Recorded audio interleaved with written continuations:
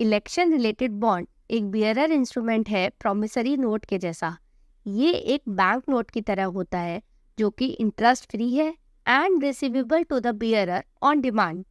Donor की privacy को protect करने के लिए बॉन्ड पर डोनर का नाम नहीं होता है और इसका गोल यह सुनिश्चित करना है कि किसी पार्टी को दिया गया कोई भी दान डोनर की पर्सनल जानकारी का खुलासा किए बिना बैलेंस शीट में दर्ज किया जाए। रिसेंटली सुप्रीम कोर्ट में एक पिटीशन आई कि citizens has the right to know the source of funding in the electoral bond under Article 19 of the Constitution of India और आर्ग्यूमेंट्स खत्म करके सुप्रीम कोर्ट ने इस पर फैसला सुरक्षित रखा है।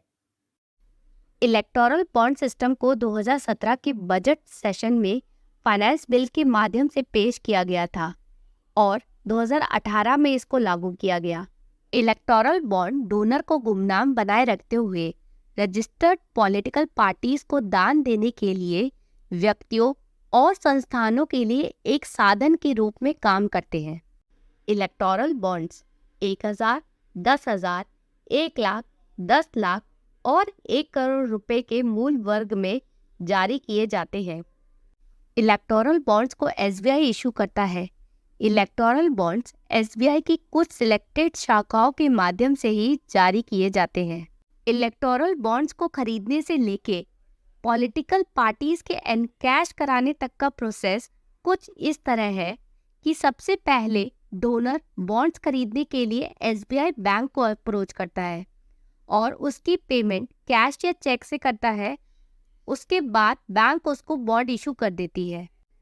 फिर डोनर उस बॉन्ड को अपनी पसंदीदा पॉलिटिकल पार्टी को देता है और फिर वह पॉलिटिकल पार्टी बॉन्ड्स को एसबीआई बैंक की सिलेक्टेड ब्रांच में जमा करके उसको एनकैश करवा लेती है। किसी भी इलेक्टोरल बॉन्ड की वैधता 15 दिनों की होती है। जारी होने की तारीख से 15 कैलेंडर दिनों के लिए वैध होता है। इस स्कीम के तहत इलेक्टोरल बॉन्ड्स ऐसे व्यक्ति द्वारा खरीदा जा सकता है जो भारत का नागरिक है या भारत में ही इनकॉर्पोरेट या एस्टैब्लिश्ड है। व्यक्ति की परिभाषा में शामिल है कोई भी इंडिविजुअल, हिंदू अनडिवाइडेड फैमिली, ए कंपनी, ए फर्म, व्यक्तियों का संघ या निकाय चाहे कॉर्पोरेटेड हो या नहीं, ऐसे व्यक्ति के द्वारा ओन्ड या कंट्रोल कोई भी एजेंसी, ऑफिस या ब्रांच। केवल वो पॉलिटिकल पार्टीज जो रिप्रेजेंटेशन ऑफ पीपल एक्ट 1951 की धारा 29A के तहत रजिस्टर्ड है और जिन्होंने पिछले आम चुनाव में लोकसभा या विधानसभा के लिए डाले गए वोटों में कम से कम 1% वोट हासिल किए हों, वो ही इलेक्टोरल बॉन्ड्स को पाने के लिए एलिजिबल है। इलेक्टोरल बॉन्ड्स को कैश या चेक से ही खरीदा जा सकता है और कैश की मैक्सिमम लिमिट है 2000 रुपये। और आते हैं इसके प्रोज एंड कॉन्स पर। जिस तरह हर कॉइन के 2 पहलू हैं, उसी तरह इस पॉलिसी के भी 2 पहलू हैं। इलेक्टोरल बॉन्ड स्कीम डोनर्स को बैंकिंग के माध्यम से दान करने के लिए प्रोत्साहित करती है, जिससे इशूइंग अथॉरिटी को उनकी पहचान एकत्र करने की अनुमति मिलती है, जिसकी वजह से एक तरफ स्कीम जहां ट्रांसपेरेंसी की तरफ बढ़ रही है, वहीं दूसरी तरफ उसको कहीं ना कहीं सीक्रेटिव बनाया जा रहा है। जैसे कि जो कंपनियां डोनेट करती है उन कंपनियों को अब पॉलिटिकल पार्टीज के नाम घोषित करने की जरूरत नहीं है, जिससे शेयर होल्डर्स को पता ही नहीं चलता कि उनका पैसा कहाँ गया। कम टाइम पीरियड और सीमित अवसर के कारण इसे काउंटर करेंसी के रूप में उपयोग करना असंभव है, बट फिर भी इलेक्टोरल बॉन्ड्स के थ्रू ब्लैक मनी को व्हाइट में कन्वर्ट किया जा रहा है और उसको पर्सनल इंटरेस्ट में यूज किया जा रहा है। इलेक्टोरल बॉन्ड्स को गुप्त रखने से योगदान देने वाले लोग राइवलरी की राजनीति से सुरक्षित रहेंगे, लेकिन डोनर्स की गुमनामी के कारण इलेक्टोरल बॉन्ड्स जनता को इस बारे में कोई जानकारी नहीं देते हैं कि चुनावों में कैसे फंड किया जाता है।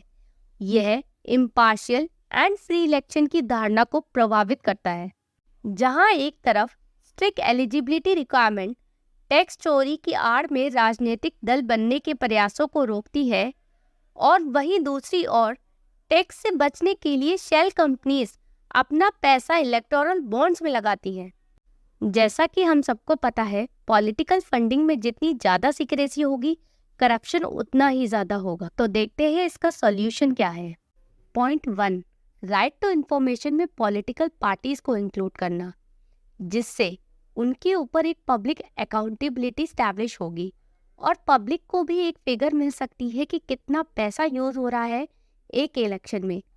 एंड वोटर्स एक कंक्लूजन पे आ सकता है कि जितना पैसा इलेक्शन कैंपेन में यूज हो रहा है, क्या उतना उसके डेवलपमेंट में यूज हो रहा है या नहीं। पॉइंट 2, पॉलिटिकल पार्टीज को प्राप्त वोटों की संख्या के अनुसार मनी डिस्ट्रीब्यूट किया जाए।